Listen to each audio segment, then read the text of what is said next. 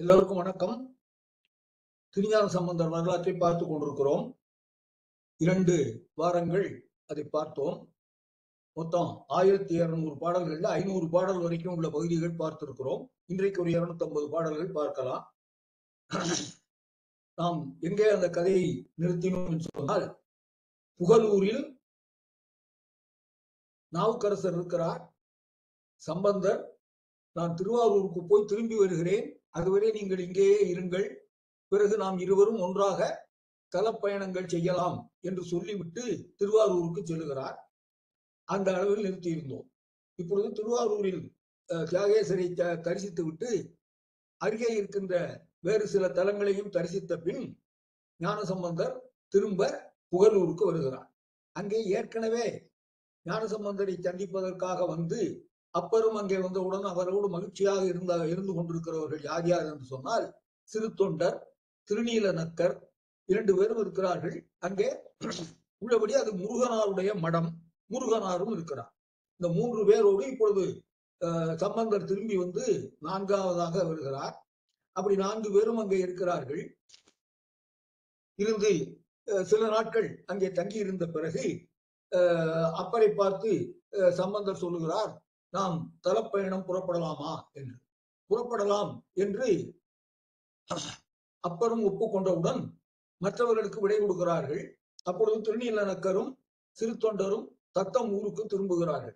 முருகனாருக்கு உள்ளபடி அதுதான் அவர் ஊரு, அவர் அங்கேயே தங்கி விடுகிறார். இவர்கள் 2 பேரும் அங்கிருந்து புறப்படுகிறார்கள். எங்கே செல்லுகிறார்கள் என்று சொன்னால், முதலில் திரு அம்பர் மாகாளம் என்று சொல்லுகிற ஊருக்கு போகிறார்கள். அது அவர்கள் இங்கே இருந்து புறப்பட்டவுடன் போகிற முதல் ஊர். அங்கே போனவுடன் அதுல என்ன சிறப்பு என்று சொன்னால், ஏன் அந்த ஊரை சொல்றேன்னா, பல ஊர்களுக்கு போகிறார்கள். எல்லா ஊரையும் நம்ம சொல்ல போறது இல்லை, முக்கியமான நிகழ்ச்சி நடக்கிற ஊர்களை சொல்லுவோம். அதுல திருவம்பர் மாகாணத்தில் என்ன நிகழ்ச்சி என்று சொன்னால், அந்த ஊரில் இருக்கிற கோயில் சோழன் கோச்சங்கனானால் கட்டப்பட்டது. 63 நாயன்மார்களிலே ஒருவர் அந்த சோழன் கோச்சங்கனான். அவன் கட்டிய கோயிலுக்கு போய் அம்பர் மாகாணத்திலே வணங்கி விட்டு அவர்கள் அதை அங்கே பதிகம் பாடுகிறார் சம்பந்தர். அந்த பதிகம் பாடி அந்த பதிகத்தில் கோச்சங்கனானுடைய சைவ பணியை பாராட்டி ஒரு பாடல் பாடுகிறார். மொத்தம் 11 பாடல் அந்த பதிகத்தை பாடி முடித்து திருக்கடை காப்பு செய்த பிறகு அங்கிருந்து புறப்படுகிறார்கள். இன்னும் பல ஊர்களை பார்த்து கொண்டு திருவேழிமிழலைக்கு போய் சேர்கிறார். அடுத்ததாக அவர்கள் போய் சேர்கிற முக்கிய நிகழ்வுகள் நடக்கக்கூடிய இடம் திருவேழிமிழலை. இந்த திருவேழிமிழலை நிகழ்ச்சிகள் எல்லாம் நமக்கு ஏற்கனவே அப்பர் வரலாற்றில் சொல்லப்பட்ட நிகழ்ச்சிகள் தான். எனவே அதை நாம் வேகமாக பார்க்கலாம், குறைவான விளக்கங்களோடு நிறுத்திக் கொள்ளலாம். ஆனால் ஞானசம்பந்தருடைய கண்ணோட்டத்தில் அந்த நிகழ்ச்சிகளை அவர் சொல்லுகிறார். அது பெரிய புராணத்தில் இருக்கிற ஒரு தனிச்சிறப்பு. அப்பூதியடிகள் வரலாற்றை சொல்லுகிற பொழுது அது அப்பூதியடிகள் கண்ணோட்டத்தில் சொல்லுவார். அப்பர் வரலாற்றில் அப்பூதியடிகள் தொடர்பான நிகழ்ச்சியை சொல்லுகிற பொழுது அது அப்பர் கண்ணோட்டத்தில் சொல்லுவார். அப்படி 2 பேர் 3 பேர் சம்பந்தப்பட்ட நிகழ்ச்சிகள் இருப்பதனால் ஒவ்வொரு வரலாற்றிலும் அதை சொல்லியாக வேண்டும். அதற்காக அதை இலக்கிய சிறப்போடு சொல்லுகிற முறையில் இங்கே சொன்னது அங்க சொல்ல மாட்டாரு, அங்க சொன்னது இங்கே சொல்ல மாட்டாரு. ஆனா 2 பேரும் சம்பந்தப்பட்ட நிகழ்ச்சிகள் 2 இடத்திலும் சொல்லப்படும். அது போல இங்கேயும் திருவேழிமிழலைக்கு 2 பேரும் வர்றாங்க. அப்பரும் வருகிறார், சம்பந்தரும் வருகிறார். நான் ஏற்கனவே உங்களுக்கு சொல்லி இருக்கிறேன், அப்படி ஒன்றாக பயணம் செய்தாலும் ஒன்றாக தங்குவதில்லை. ஒரு மடத்தில் அப்பர் தங்குவார், வேறொரு மடத்தில் சம்பந்தர் தங்குவார். அது எதனாலன்னு சொன்னா, 2 பேருக்கும் ஒரு பெரிய அடியவர் கூட்டம் கூட வரும். அவர்களை கலக்க விட வேண்டாம், அவர்களை துன்புறுத்த வேண்டாம். இவருக்கு ஒரு 60 பேர், அவருக்கு ஒரு 60 பேர் வர்றாங்கன்னா 120 பேரை ஒரு மடத்தில் தங்க வைத்தால் அவர்களுக்கு வசதி குறைவா இருக்கும். அதனால வெவ்வேறு இடங்களில் தங்குகிறார். இவர்களுக்கு 2 பேருக்கும் பிரச்சனை இல்லை. 2 பேரும் ஒருத்தர் விட்டு கொடுத்து போய் நன்றாக இருந்து விடுவார்கள். ஆனால் அந்த அடியவர்கள் தங்களுக்குள் மொத்த எண்ணிக்கை கூடுவதனால் வசதி குறைவை அனுபவிக்க கூடாது என்று கருதுவதனாலே 2 பேரும் தனித்தனி மடங்களில் தங்குவது வழக்கம், எந்த ஊருக்கு போனாலும். அப்படி திருவேழிமிழலைக்கு போன உடனேயும் அங்கே ஆளுக்கு ஒரு மடத்துக்கு போய் தங்குகிறார்கள். ஏற்கனவே இதோட நிறுத்திட்டு அப்புறம் பஞ்சவந்த நிகழ்ச்சிக்கு போயிட்டாரு அப்பர் வரலாற்றுல. ஆனால் இங்கே இடையில் ஒரு நிகழ்ச்சியை சொல்லுகிறார், ஞானசம்பந்தர் தொடர்பான நிகழ்ச்சி. அப்படி ஞானசம்பந்தர் திருவேழிமிழலையில் தங்கி இருக்கிற பொழுது அவருடைய சொந்த ஊராகிய சீர்காழியில் இருந்து அந்த ஊரை சேர்ந்த அந்தணர்கள் ஒரு 30-40 பேர் சேர்ந்து என்ன நினைக்கிறார்கள், நாம் உடனடியாக சம்பந்தரை பார்க்க வேண்டும். அவர் நம்முடைய ஊரில் இருந்து புறப்பட்டு ரொம்ப காலம் ஆயிற்று இல்லையா? அவர் அங்கே இருந்து புறப்பட்டு பல தலங்களுக்கும் போய் பூம்புகலூருக்கு போய் அப்புறம் அங்க இருந்து திருவாரூர் போய் இப்ப மறுபடியும் அவரு தலப்பயணத்திலேயே இருக்கிறார். ஊருக்கு திரும்பி வரல. அதனால அவரை பார்க்க வேண்டும் என்கின்ற ஆவல் அந்த ஊர் அந்தணர்களுக்கு அதிகமாகிவிட்டது. அதனால அவர்கள் எல்லாம் என்ன பண்ணாங்க, நம்ம புறப்பட்டு திருவெழிமலைக்கே போய் அவரை பார்ப்போம், முடிந்தால் அவரை திருப்ப நம்ம சீர்காழிக்கு அழைத்து கொண்டு வருவோம் என்று பேசிக்கொண்டு அந்த சீர்காழி அந்தணர்கள் எல்லாம் திருவெழிமலைக்கு வந்தார்கள். வந்து திருஞான சம்பந்தர் தங்கி இருக்கிற மடத்திற்கு போனார்கள். அவரை வணங்கினார்கள். அவரும் அவர்களை எல்லாம் வணங்கி வரவேற்று நலம் விசாரித்தார். அவருடைய தந்தை இப்பொழுது சீர்காழியில் இருக்கிறார், சிவபாத இருதயர். அவருடைய நலத்தையும் விசாரித்தார். விசாரித்து எல்லாரும் மகிழ்ச்சியாக அன்று மாலை உணவு உண்ட பொழுது அந்த அந்தணர்கள் ஒரு வேண்டுகோளை வைத்தார்கள் திருஞான சம்பந்தரிடம். நீங்கள் சீர்காழிக்கு திரும்பி வர வேண்டும். ரொம்ப காலம் ஆயிற்று நீங்கள் அந்த தலத்தை விட்டு வந்து. தோணியப்பரை நீங்கள் மறந்து விட்டீர்களா? அவரை தரிசிக்க வேண்டாமா என்று கேட்டார்கள். உடனே அவர் சொன்னார், நிச்சயமாக நான் தோணியப்பரை தரிசிக்கத்தான் வேண்டும். எனக்கும் அந்த ஆவல் உண்டு. எப்பொழுது திரும்புவோம் என்கிற ஆவல் உண்டு. இப்பொழுது நீங்களே வந்து அழைப்பதனால் நான் நாளை காலையில் புறப்படலாம். நம்ம அதுக்கு முன்னால இங்க இருக்கிற திருவெழிமலை இறைவனை போய் வணங்கி அவரிடத்திலே நான் அனுமதி கேட்கிறேன், அவனிடத்திலே நான் விடை கேட்கிறேன் சீர்காழிக்கு திரும்ப வேண்டும் என்று. அவன் அருளை பொறுத்து நாம் முடிவு செய்து கொள்வோம். நாளை காலையில் அதை பார்ப்போம். இப்பொழுது எல்லாரும் உறங்குங்கள் என்று சொல்லி எல்லாரும் உறங்கினார்கள். அப்படி உறங்குகிற பொழுது திருஞான சம்பந்தருடைய கனவில் இறைவன் வந்தான். வந்து சொன்னான், அப்பா, நீ தோணியப்பரை சந்திப்பதற்காக சீர்காழிக்கு போகணுங்கிறது அவசியம் இல்லை. நீ நாளை காலையில் திருவெழிமலை கோயிலுக்கு வா. அங்கே இருக்கிற விமானத்திலேயே நான் உனக்கு தோணியப்பரை காட்சியை தருகிறேன். அதை நீ வணங்கி நீ தொடர்ந்து இங்கேயே கொஞ்ச காலம் தங்கு என்று கனவில் வந்த சிவபெருமான் அந்த திருஞான சம்பந்தருக்கு சொல்லுகிறான். இவர் கேட்டு விழித்து சரி காலையில் பார்க்கலாம் என்று உறங்கினார். மிச்ச எஞ்சிய இரவை கழித்தார். கழித்து காலையில் எழுந்தவுடன் குளித்து அங்கே மடத்திலேயே செய்கிற சிவபூஜையை எல்லாம் செய்துவிட்டு நேரே கோயிலுக்கு போகிறார். போய் அங்கே உள்ளே நுழைந்தால் உள்ளபடியே அங்க திருவேழிமலையினுடைய விமானத்தில் வழக்கமான அந்த திருவேழிமலை இறைவனுடைய தோற்றத்துக்கு பதிலாக அங்கே என்ன தோற்றம் தெரிகிறது என்றால், சீர்காழியில் அந்த எப்பொழுது இவர் ஞானப்பால் உண்கிற பொழுது மேலே இருக்கிற காட்சியை காண்பித்து தோளுடைய செவியன் என்று பாடினாரோ அந்த காட்சி இப்பொழுது இங்கே கிடைக்கிறது. இங்கே திருவேழிமலையினுடைய உச்சத்தில் கிடைக்கிறது. இது ஏற்கனவே இதே மாதிரி ஒரு நிகழ்ச்சி நம்ம பார்த்திருக்கிறோம். திருமருகலில் இருக்கிற பொழுது புகழூரில் இருக்கிற பொழுது சிறுத்தொண்டர் வந்து நீங்கள் மறுபடியும் எங்களுடைய திருச்செங்காட்டுக்கு வர வேண்டும், கணபதீச்சரத்தை வணங்க வேண்டும் என்று கேட்ட பொழுது சரி பார்க்கலாம் என்று சொல்லிவிட்டு இவர் புகழூரில் இருக்கிற சிவன் கோயிலுக்கு போனார். அங்கே சிவபெருமான் புகழூர் சிவபெருமானாக காட்சி தராமல் கணபதீச்சுரத்தில் இருக்கிற சிவபெருமானாக காட்சி தந்தார். ஆகையினால் நீ கணபதீச்சுரம் தனியாக வர வேண்டாம் என்கிற கருத்தை இறைவன் சொல்லுகிறான் என்று முடிவு செய்து கொண்டு திருச்செங்காட்டங்குடிக்கு நீங்களே திரும்பி செல்லுங்கள் என்று சிறு தொண்டரை அனுப்பியது முன்னே நிகழ்ந்த நிகழ்ச்சி. அது போல இப்பொழுதும் வந்து இந்த அந்தணர்கள் சீர்காழிக்கு கூப்பிடுறாங்க. ஆனால் சீர்காழியில் இருக்கிற தோணியப்பரின் தரிசனத்தை இவருக்கு திருவேழிமலையிலேயே இறைவன் தருகின்றார். தந்தவுடன் இவர் சரி இனி நாம் சீர்காழிக்கு போக வேண்டாம் என்று முடிவு செய்து கொண்டு அந்த சீர்காழி அந்தணர்களை பார்த்து நடந்த நிகழ்ச்சிகளை சொல்லி, நேற்று இரவு கனவில் அவர் இந்த மாதிரி வந்து இறைவன் சொன்னார், இன்று காலையில் அதே போல திருவேழிமலை விமானத்தில் எனக்கு தோணியப்பர் காட்சியை அருளினார். எனவே நான் இங்கேயே இன்னும் சில காலம் தங்கி பிறகு வருகிறேன், நீங்கள் சீர்காழிக்கு திரும்புங்கள் சொன்னார். சீர்காழி அந்தணர்களிடம் அதனை ஏற்றுக்கொண்டு அவர்கள் திரும்பி சென்றார்கள். அதற்கு பிறகு தொடர்ந்து திருவேழிமலையில் அப்பரும் சம்பந்தரும் ஆளுக்கு ஒரு மடத்தில் இருந்து கொண்டு நாள்தோறும் காலையில் கோயிலுக்கு சென்று வணங்கி கொண்டிருந்தார்கள். இப்படி சில நாட்கள் செல்லுகிற பொழுது அந்த பகுதியில் மழையே பெய்யவில்லை, வறட்சி வந்தது. அதனால் பஞ்சம் வந்தது. உணவுப் பொருட்கள் குறைந்த விலையில் இயல்பான விலையில் கிடைக்கவில்லை. மக்கள் எல்லாம் பசி பட்டினி என்று வருந்துகிற ஒரு சூழ்நிலை வந்தது. அப்பொழுது மீண்டும் ஒரே இரவில் 2 பேருடைய கனவிலும், அப்பர் கனவிலும் சம்பந்தர் கனவிலும் இறைவன் தோன்றி அவர்களுக்கு ஒரு செய்தியை சொன்னான். இந்த பஞ்சம் இன்னும் கொஞ்ச காலத்துக்கு நீடிக்கும், அது காலத்தின் கோளாறு. ஆனால் அதே நேரத்தில் அந்த பஞ்சம் உங்கள் 2 பேரையும் பாதிக்காது. உங்களுடைய சிவபக்தி காரணமாக, சிவன் உங்களுக்கு செய்திருக்கிற அருள் காரணமாக நீங்கள் பசியை தாங்கிக் கொண்டு கூட இருந்து விடுவீர்கள். ஆனால் உங்களை சார்ந்து ஒவ்வொரு இடத்திலும் 100 பேர் வந்து இருக்கிறார்களே, அவர்களுடைய பசியை என்ன செய்வது? அவர்களுடைய பசி தீர வேண்டும் என்று சொன்னால் அதற்கு ஏதாவது செய்ய வேண்டும் இல்லையா? நான் செய்கிறேன்.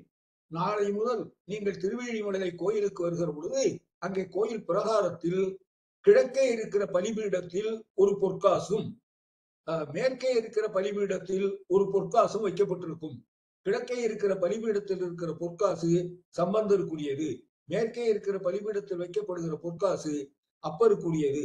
அதை எடுத்து அவரவர்கள் மடத்தில் அவர்கள் உணவு தயாரித்து உங்கள் கூட வந்திருக்கிற அடியவர்களுக்கெல்லாம் உணவை அளியுங்கள் என்று இரவில் கனவில் சிவபெருமான் சொன்னார். மிகுந்த மகிழ்ச்சியோடும் அதிசயத்தோடும் இது எப்படி நடக்க போகிறது பார்க்கலாம் என்று மறுநாள் காலையிலே அவர்கள் 2 பேரும் கோயிலுக்கு போகிறார்கள். அதே போல 2 பலிபீடத்திலும் ஒவ்வொரு காசு இருக்கிறது. அதை எடுத்துக்கொண்டு தத்தம் மடத்துக்கு வந்தார்கள். அங்கே இருக்கிற பணியாட்களிடத்திலே அந்த பொற்காசை கொடுத்து இதை கடை தேர்வுக்கு கொண்டு போய் என்ன விலையாக இருந்தாலும் உணவுப் பொருட்களை எல்லாம் வாங்கி கொண்டு வாருங்கள், வந்து சமையுங்கள், சமைத்த பிறகு உணவு அளிக்கலாம் என்று சொல்லி அப்படி உணவு அளிக்கப்படும் என்பதை பறை அறிவித்தார்கள். அப்ப என்ன செய்தின்னு பாருங்க.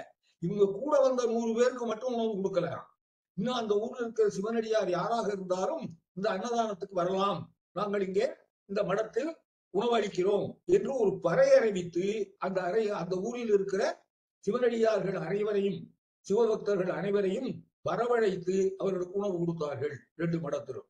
இது ஆனா அதுலேயே என்ன ஆயிற்றா, ஒவ்வொரு நாளும் காலையில் 9 மணி அல்லது 10 மணிக்கு இவர்கள் கோயிலுக்கு போகிறார்கள் என்றால் அங்கே காசு இருக்கிறது எடுத்துக்கொண்டு வருகிறார்கள். உடனே பணியாட்களை அனுப்பி சமையலுக்கெல்லாம் ஏற்பாடு பண்ண சொல்றாங்க, பறை அறிவிக்கிறார்கள். ஆனால் கரெக்டா 12 மணி 12:30 மணிக்கு எல்லாமே அப்பருடைய மடத்தில் உணவு அன்னதானமாக வழங்கப்படுகிறது. எல்லோரும் மகிழ்ச்சியோடு சாப்பிடுகிறார்கள். ஆனால் சம்பந்தருடைய மடத்துக்கு சாப்பிடணும்னு வந்தவங்க எல்லாம் காத்து கொண்டு உட்கார்ந்து இருக்கிறார்கள். சாப்பாடு ரெடி ஆகல, 12க்கு ரெடி ஆகல, 12:30க்கு ரெடி ஆகல, 1 மணிக்கு தான் அது ரெடி ஆகிறது. அதற்கு பிறகுதான் அவர்கள் சாப்பிட முடிகிறது. இதை சம்பந்தர் 2-3 நாட்கள் கவனித்தார். கவனித்த உடனே தன்னுடைய பணியாட்களில் தலைமை பணியாளரை அழைத்து, ஏன் இப்படி நம்முடைய மடத்தில் மட்டும் தாமதமாகிறது? அப்பர் மடத்தில் சரியான நேரத்துக்கு கொடுக்கப்படுகிறதே உணவு, நம்ம மடத்தில் ஏன் தாமதமாகிறதுன்னு கேட்டார். அவங்க சொன்னாங்க, வேற ஒண்ணும் இல்லை, 2 பேருக்கும் இறைவன் தான் காசு தருகிறான் என்றாலும் அந்த 2 காசுகளிலும் வித்தியாசம் இருக்கிறது. அப்பருக்கு கொடுக்கப்படுகிற காசு கடைத்தெருவில் உடனடியாக செலாவணியாகிறது. அதை கொடுத்தவுடன் எந்த பொருள் வேணாலும் அவங்க தர்றாங்க. ஆனால் உங்களுக்கு வருகிற காசு இருக்கிறதே, இதை கொண்டு போனால் இது வட்டம் உடையது, வாசி உடையது. எனவே இதை மாற்றுவதற்கு நாங்கள் அதற்கு என்று இருக்கிற தனியான கடைக்கு அனுப்ப வேண்டும். அங்கே அனுப்பி அது மாற்றி வந்த பிறகுதான் உங்களுக்கு பொருள் தரலாம் என்று சொல்கிறார்கள். அப்படி போய் அது மாற்றி வருவதற்கு நேரமாகிறது. அதனால்தான் நம்முடைய மடத்தில் தாமதம் என்று சொல்கிறார். இதை கேட்ட உடனே சம்பந்தர் யோசிக்கிறார், ஏன் இப்படி? சிவபெருமான் என்ன ஒரு காரணத்தோடு செய்கிறார் என்றால், நான் அவருக்கு மகன் முறை, எனவே மகனுக்கு தருகிற உரிமையாக தருகிற காசு எப்படி வேணாலும் இருக்கலாம் என்று சொல்லி வாசியுடைய காசை தருகிறார். ஆனால் நாவுக்கரசரோ உழவார பணி முதலிய அனைத்து பணிகளையும் செய்து அவருடைய பணியாளாக, அவருடைய சேவகனாக இருக்கிறார். சேவகனுக்கு தருகிற கூலி சிறப்பாக இருக்க வேண்டும் என்று கருதி அவருக்கு நல்ல காசு கொடுக்கிறார். எனக்கு உரிமையால் தருகிற காசு ஆகையினாலே கொஞ்சம் பரவாயில்ல, சிரமப்பட்டு இந்த பணியை செலாவணி ஆக்கிக் கொள்ளட்டும் என்று வாசியுடைய காசை தருகிறார். இருந்தாலும் நான் இதை ஏற்றுக்கொண்டு இப்படியே போக முடியாது, நான் இறைவனிடத்திலே வேண்டுதல் வைப்பேன் என்று சொல்லிவிட்டு அன்றைக்கு கோயிலுக்கு செல்கிற பொழுது ஒரு பதிகத்தை பாடுகிறார். வாசி தீரவே காசு நல்குவி என்பது அந்த பதிகத்தின் தொடக்கம். அதில் உள்ள 11 பாடல்களிலும் அவர் அந்த கருத்தை சொல்லுகிறார். எனக்கு அப்பருக்கு தருவது போல வாசி இல்லாத காசை தாருங்கள் என்று சிவபெருமானிடத்திலே வேண்டுதலை வைக்கின்றார். வேண்டுதல் வச்சாச்சுன்னா அப்புறம் சிவபெருமான் நிச்சயமா அதை நிறைவேற்றுவார். அவர் அப்புறம் அதை மறுக்க போறது இல்லை. அப்பா நீ என் மகன், நீ இந்த காசையே வச்சுக்க, சமாளிச்சுக்க அப்படின்னு பதில் சொல்ல மாட்டார். அவர் சரி என்று சொல்லி அவர் ஒரு நோக்கத்தோடு செய்தார். அந்த நோக்கத்தை சம்பந்தர் புரிந்து கொண்டு விட்டார். புரிந்து கொண்டாலும் கூட எனக்கும் வாசி இல்லாத காசு வேண்டும் என்று ஒரு வேண்டுதலை வைக்கின்றார். அப்ப அந்த வேண்டுதலை ஏற்றுக்கொள்வதுதான் இறைவனுக்கு இயல்பு. அதனால ஏற்றுக்கொண்டு மறுநாள் முதல் இவருக்கும் வாசி இல்லாத காசு கொடுக்கிறார். 2 மடத்திலும் ஒரே நேரத்தில் அன்னதானம் நடக்கிறது. அப்படி சில காலம் நடக்கிறது, 3-4 மாதங்கள். அதற்கு பிறகு மறுபடியும் மழை பெய்ய தொடங்குகிறது. நாட்டில் பஞ்சம் குறைந்து விட்டது. எல்லாரும் அவங்கவுங்க இயல்பாக அவங்க வீட்டிலேயோ அவங்களுக்கு அருகில் இருக்கிற இடத்திலேயோ சாப்பிடும் நிலை வந்து விட்டது. எனவே அப்படி வந்த பிறகு இந்த காசு தேவையில்லை என்று சொல்லி இறைவன் நிறுத்தி விடுகிறார். கனவில் முதலில் சொல்லுகிற பொழுதே அவர் அதான் சொன்னார். பஞ்சம் என்பது காலத்தின் கோளாறு. அந்த காலம் முடிந்து பஞ்சம் தீருகிற பொழுது நாம் படிக்காசு நல்குவதை நிறுத்தி விடுவோம். அது வரைக்கும் உங்க 2 பேருக்கும் படிக்காசு தரப்படும் என்றுதான் சொல்லியிருந்தான். எனவே அந்த காசு தருகின்ற நிலையை பஞ்சம் நீங்கியதும் நிறுத்திவிட்டார். நிறுத்தியவுடன் அவர்கள் சரி என்று அதற்கு பிறகும் கொஞ்ச நாள் அங்கே இருந்து விட்டு அப்புறம் திருவெழிமலையை விட்டு புறப்படுகிறார்கள். பல்வேறு தலங்களுக்கும் செல்கிறார்கள். சென்று சுற்றி கொண்டே வருகிறார்கள். பல தலங்கள், அந்த பெயர்கள் நமக்கு முக்கியம் இல்லை. ஆனால் முக்கியமா எல்லா தலங்களுக்கும் போனார்கள். குறிப்பாக திருக்களருக்கு வந்தார்கள். இந்த திருக்களர் என்பது இப்பொழுது நம்முடைய கோவிலூர் மடத்தின் நிர்வாகத்தில் இருக்கிற ஒரு தலம். அப்பொழுதே அந்த தலத்துக்கு முக்கியத்துவம் இருந்திருக்கிறது. அங்கே அப்பரும் சம்பந்தரும் வந்து சம்பந்தர் அங்கே பதிகம் பாடி இருக்கிறார். அப்படி திருக்களர் உட்பட பல்வேறு தலங்களுக்கு அவர்கள் வந்து இறுதியாக திருமறைக்காடு என்கிற தலத்துக்கு, இன்றைக்கு வேதாரண்யம் என்கிற பெயரில் இருக்கிறது அல்லவா, அந்த ஊருக்கு சரியான நல்ல தமிழ் பெயர் திருமறைக்காடு. வேதம் என்றால் மறை, ஆரண்யம் என்றால் காடு, வேதாரண்யம் என்றால் மறைக்காடு. அதை பெரிய புராணத்துல ஒரு நல்ல தமிழ்ல எழுதுகிறார், திருமறைக்காடு என்று. அந்த திருமறைக்காட்டுக்கு அவர்கள் வருகிறார்கள். ஆன்மீகத்திலே இடைக்காலத்தில் நிகழ்ந்த ஒரு நிகழ்வு இது. எல்லா இடத்திலையும் இருக்கிற பெயர்களை நல்ல தமிழ் பெயர்கள் இருந்தன. ஆனால் அவற்றை எல்லாம் அந்தணர்கள் வடமொழி பெயராக மாற்றிவிட்டார்கள். இப்பொழுது நீங்க பாத்தீங்கன்னா பிள்ளையார்பட்டியில் இருக்கிற அம்பாளுக்கு பேர் வாடாமலர் மங்கை.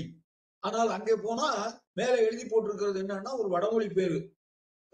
அந்த வடமொழி அதே பொருள் தான், வாடாமலர் மங்கை என்கிற பொருளை சான்ஸ்கிரிட்ல சொன்னா எப்படி சொல்லணுமோ அப்படி எழுதி வச்சிருப்பாங்க. இப்படி எல்லா கோயில்லையும் அந்த வடமொழியினுடைய ஆதிக்கம் இடைக்காலத்தில் பரவியது.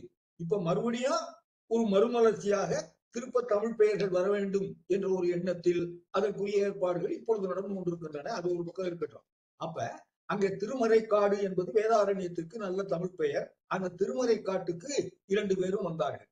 2 பேரும் வருகிறார்கள் ஒன்றாக என்று கேள்விப்பட்ட உடனே அங்கே இருக்கிற அந்தணர்களும் அங்கே இருக்கிற சிவனடியார்களும் மிகுந்த மகிழ்ச்சியோடு 2 பேரையும் வரவேற்றார். இது எல்லா ஊருக்குமே இவங்க எப்படி போவாங்கிறது நான் ஏற்கனவே சொல்லி இருக்கிறேன்.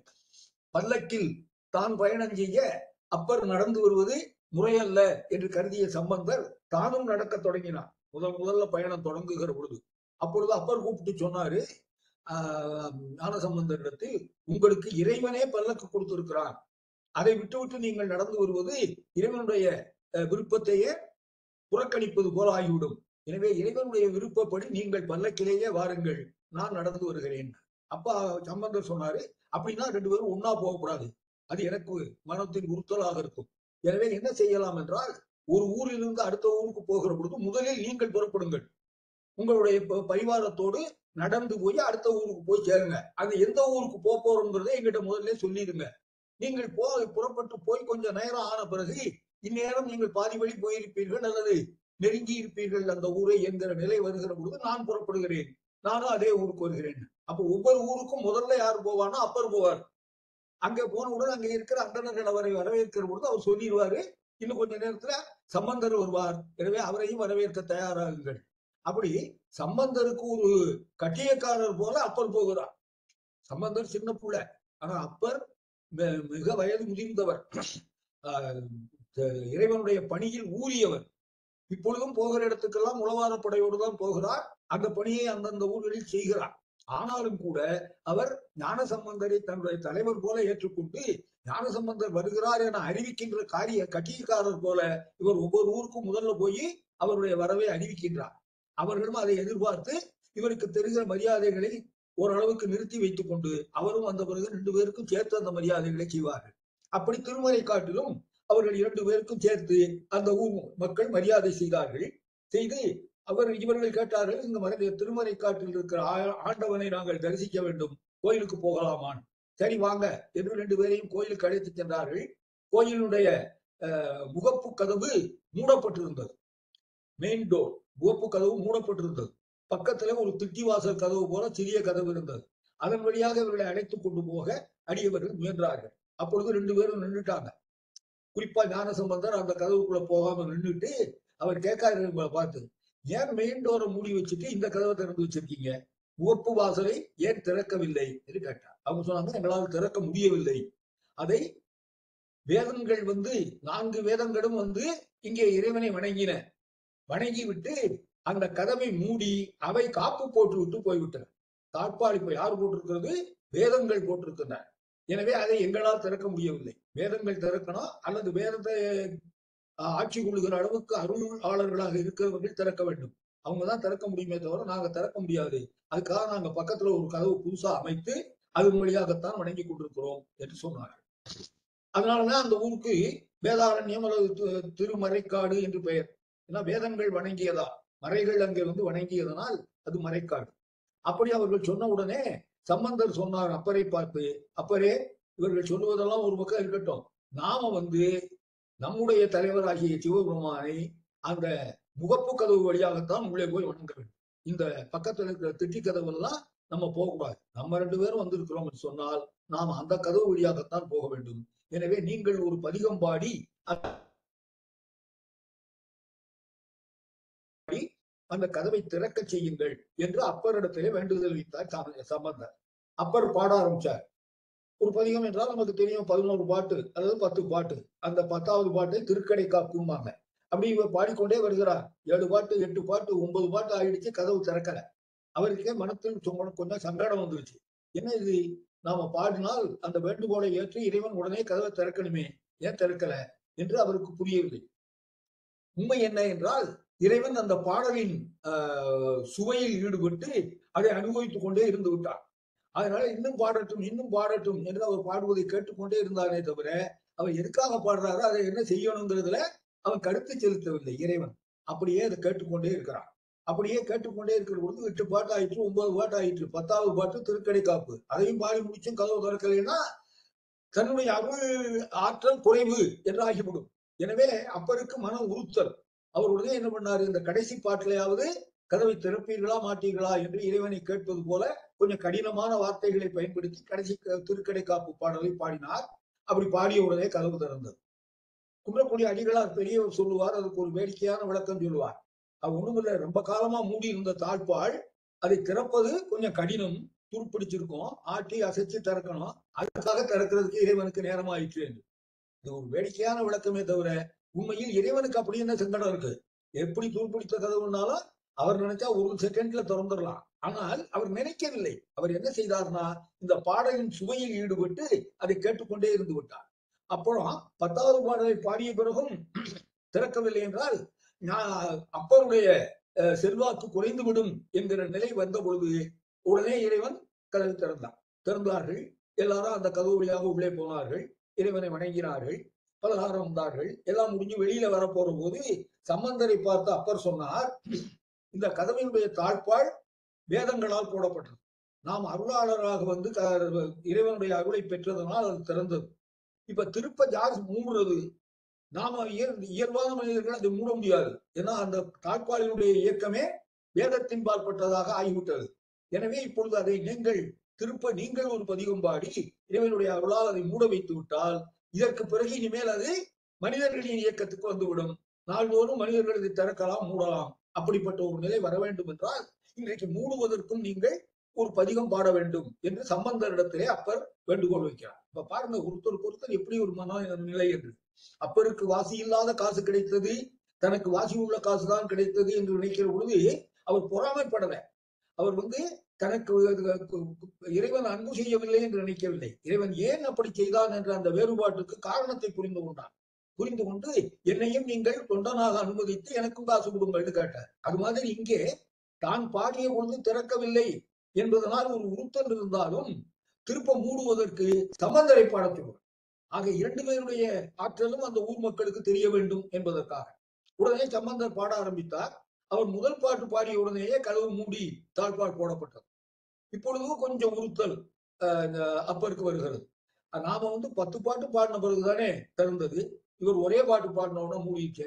அது என்ன காரணம்னா, இறைவன் ஒரே தவறை மறுபடியும் செய்ய விரும்பவில்லை. இந்த அப்பருடைய பாடலில் லயித்த மாதிரி ஞானசம்பந்தர் பாடலில் அவர் லயிக்கவில்லைன்னு அர்த்தம் இல்லை. அதுவும் சுவையான பாடல் தான். ஆனால் அப்படி லயித்ததனால் என்ன ஆயிற்று என்றால், அப்பர் மனம் வருந்தி 10வது பாடல கடுமையா பாட வேண்டிய ஒரு சூழ்நிலை வந்தது அல்லவா? அப்படி ஒரு சூழ்நிலை மறுபடி சம்பந்தருக்கும் வரக்கூடாது. எனவே இங்கே முதல் பாடலிலேயே நாம் அருள் செய்து விடுவோம் என்று இறைவன் முடிவு செய்து மிக இயல்பாக முதல் பாட்டு பாடினோடனே கதவை சாத்திட்டார்.